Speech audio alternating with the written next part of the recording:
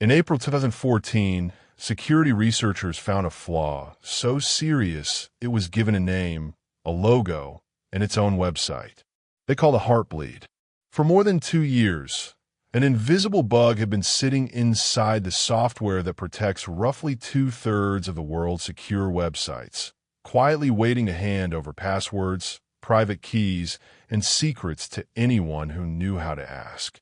And almost no one had noticed.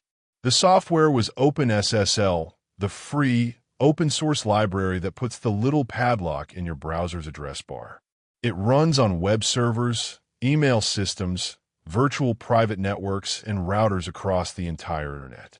On New Year's Eve, 2011, a developer added a small new feature called Heartbeat, a simple way for two computers to confirm a connection was still alive by sending a short message back and forth.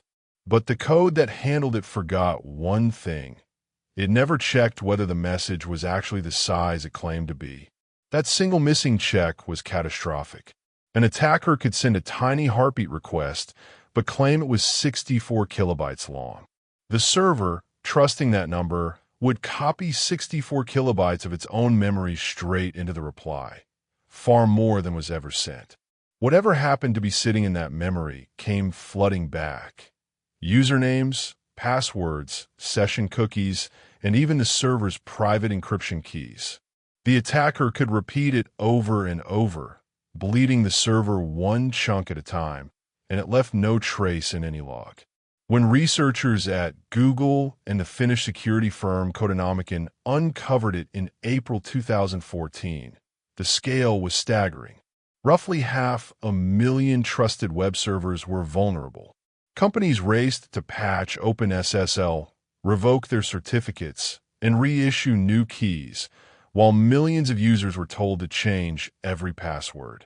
Attackers struck in the wild, stealing 900 social insurance numbers from Canada's tax agency and millions of patient records from a United States hospital chain. The software built to protect the internet had been bleeding it dry. Heartbleed taught the world that critical infrastructure can be dangerously fragile.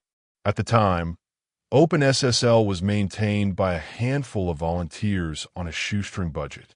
Patch quickly and rotate your keys and certificates after any exposure.